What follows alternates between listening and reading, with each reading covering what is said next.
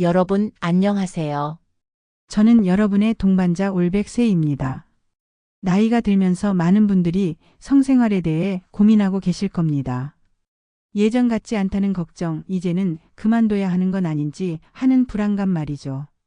하지만 잠시만요. 과연 나이가 든다고 해서 부부간의 친밀한 관계를 포기해야 할까요? 오늘 이 시간에는 60세 이후 성생활에서 흔히 겪는 오해들을 하나씩 풀어보려고 합니다.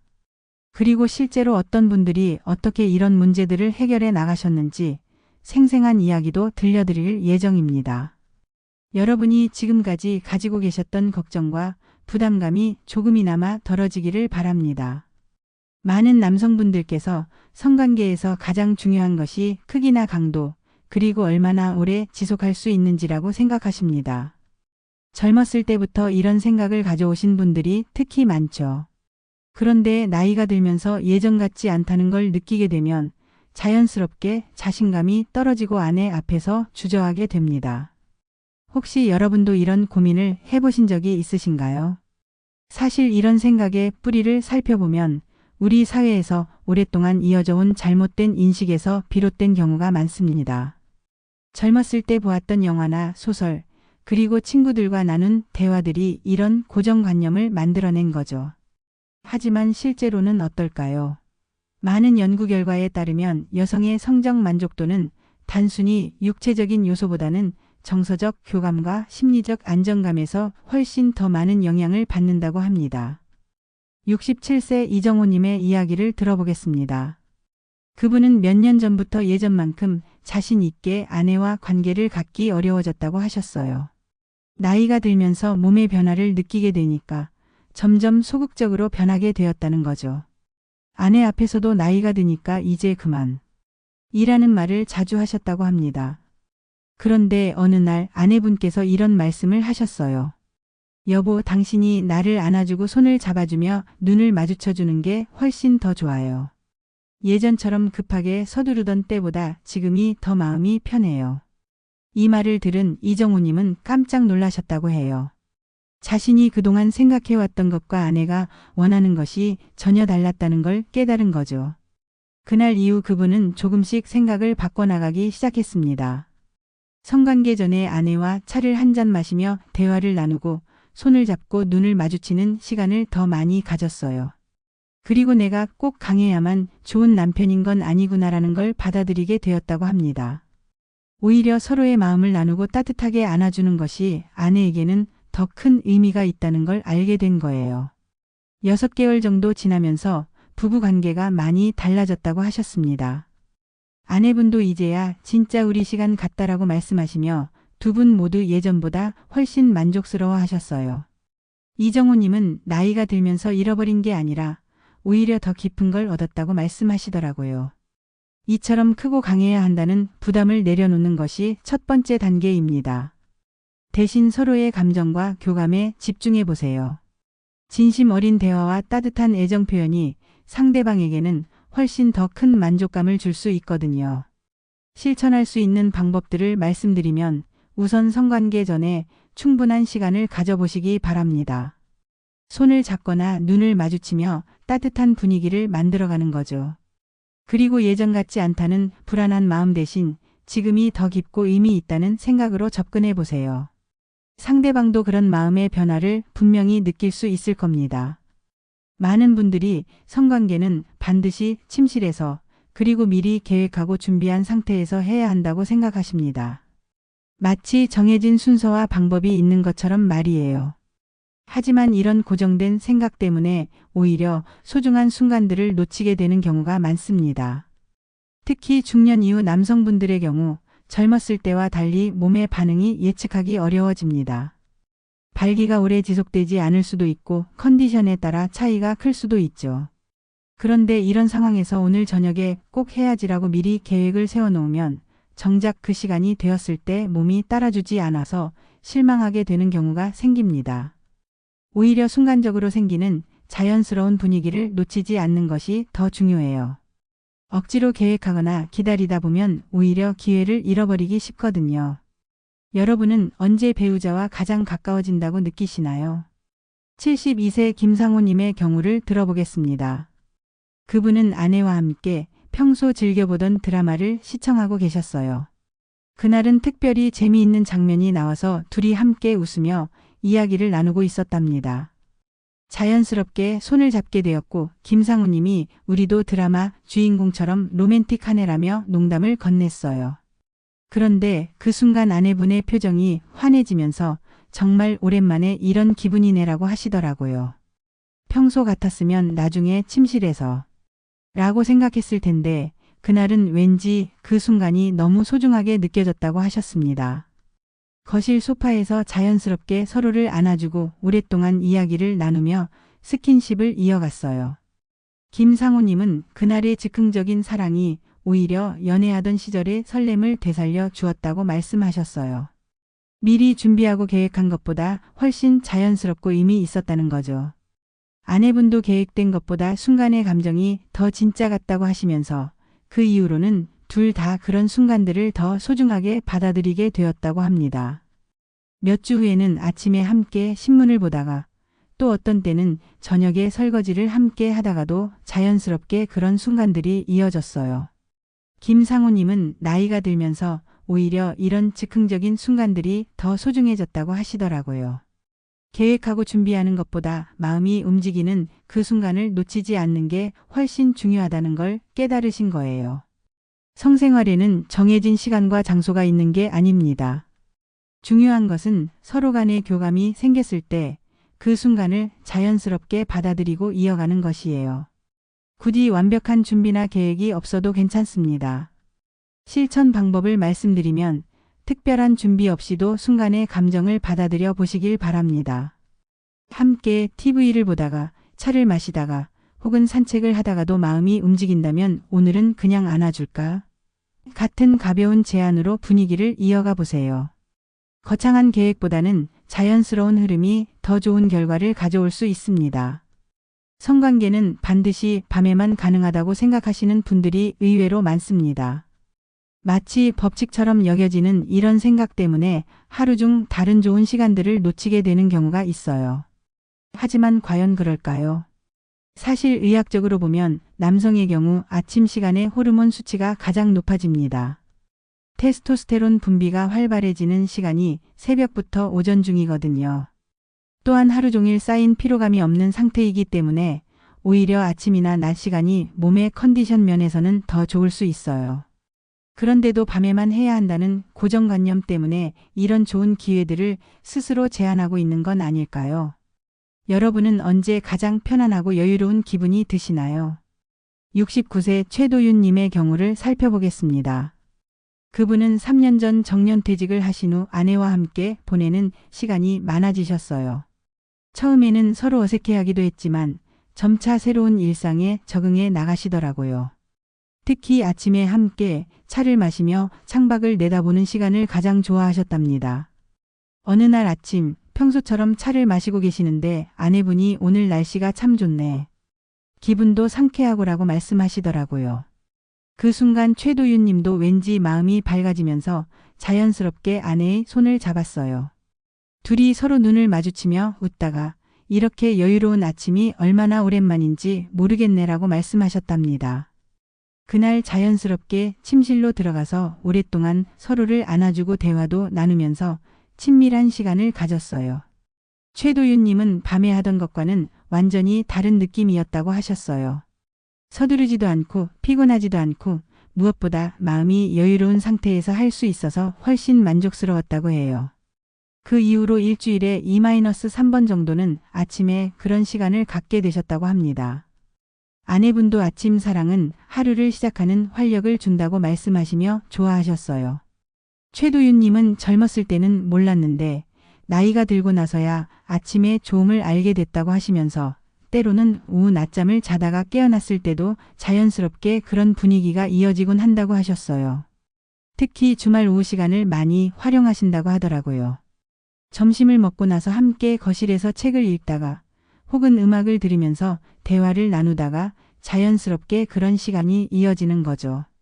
최도윤님은 퇴직 후 가장 큰 선물이 바로 이런 여유로운 시간들이라고 말씀하시며 아침 사랑 덕분에 하루가 더 활기차졌다고 하셨어요.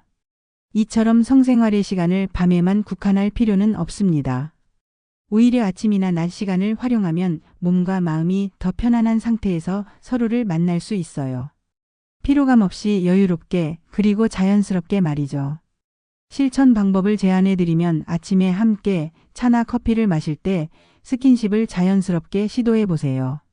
그리고 낮에도 마음이 움직일 때 잠깐만 같이 누워볼래? 같은 가벼운 제안을 해보시길 바랍니다. 시간에 제약을 두지 말고 자연스러운 흐름을 따라가다 보면 오히려 더 만족스러운 결과를 얻을 수 있을 겁니다.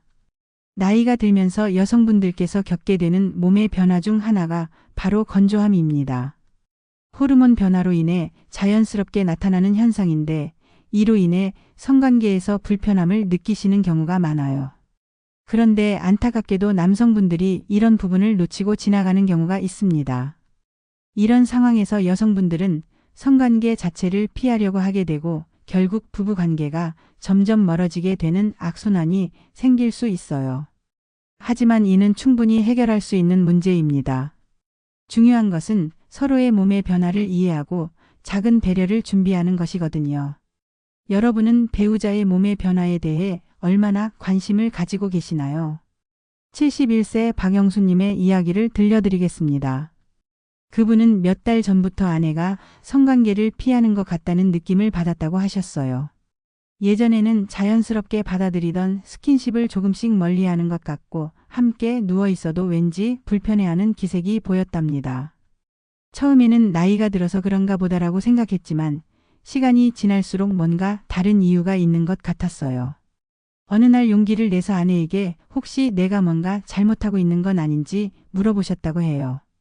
그때 아내분께서 조심스럽게 요즘 몸이 예전 같지 않아서 불편할 때가 있어라고 말씀하시더라고요.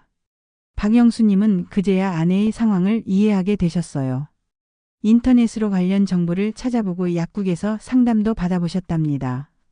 그리고 직접 윤활제를 구입해서 침대 옆 서랍에 준비해 두셨어요. 아내에게는 혹시 필요하면 언제든 사용하자고 자연스럽게 말씀하셨답니다. 아내분은 당신이 먼저 챙겨줘서 마음이 놓인다고 하시면서 그동안 혼자 걱정하고 있었던 부분들을 털어놓으셨어요. 나이가 들면서 몸이 달라지는 게 부끄럽기도 하고 당신에게 실망을 주는 것 같아서 미안했다고 하시더라고요.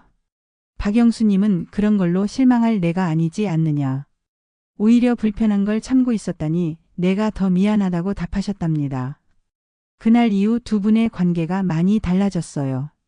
서로의 몸의 변화를 자연스럽게 받아들이고 필요한 준비도 미리 해두시게 되었거든요. 박영수님은 윤활제 외에도 부드러운 수건이나 물티슈 같은 것들도 준비해 두시고 항상 혹시 불편한 점은 없는지 먼저 물어보셨어요. 6개월 정도 지난 지금은 아내분도 훨씬 편안해 하신다고 합니다. 이제는 걱정 없이 자연스럽게 받아들일 수 있다고 하시며 오히려 예전보다 더 친밀한 시간들을 갖고 계세요.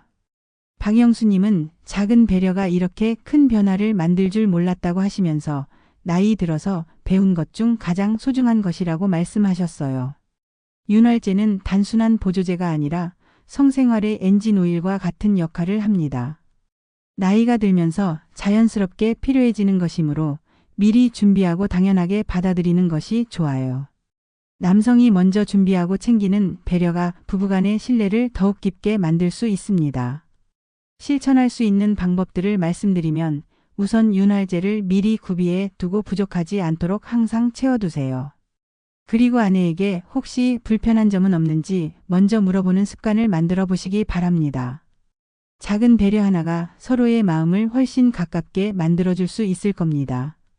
폐경이나 고령을 이유로 성관계를 아예 중단해야 한다고 생각하시는 분들이 많습니다. 마치 나이가 들면 당연히 그런 관계는 끝나야 하는 것처럼 여기시는 거죠. 하지만 이는 사실과 다릅니다. 오히려 건강한 성생활은 나이가 들어서도 계속 유지할 수 있고 또 유지해야 하는 중요한 삶의 요소예요. 의학적으로 살펴보면 정기적인 성관계는 면역력 향상, 기억력 개선, 심장 건강 유지, 그리고 정신적 안정에까지 도움을 줍니다. 반대로 성생활을 갑자기 중단하면 발기부전이 더 심해지거나 부부간의 정서적 거리가 멀어지는 등의 부정적 결과가 나타날 수 있어요. 여러분은 나이가 든다고 해서 포기해야 할 것들이 정말 많다고 생각하시나요? 75세 윤재호님의 경우를 들어보겠습니다. 그분은 2년 전 심장 관련 수술을 받으신 후 의사로부터 당분간 무리한 활동은 자제하라는 말을 들으셨어요. 그 이후로 아내와의 성관계도 완전히 중단하셨답니다. 이제 나이도 많고 건강도 좋지 않은데 괜히 무리해서 큰일 나면 어떻게 하냐는 생각이셨거든요.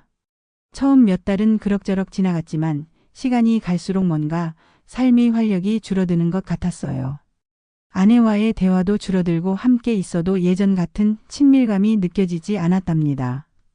윤재호님은 이게 나이 들어가는 과정인가 보다라고 체념하고 계셨어요. 그런데 1년 정도 지났을 때 정기검진에서 의사 선생님께 현재 상황을 말씀드렸더니 뜻밖의 답변을 들으셨어요. 수술 후 1년이 지났고 지금 상태로는 일반적인 부부 생활에 문제가 없다. 오히려 적당한 활동이 심장 건강에도 도움이 될 수 있다는 거였어요.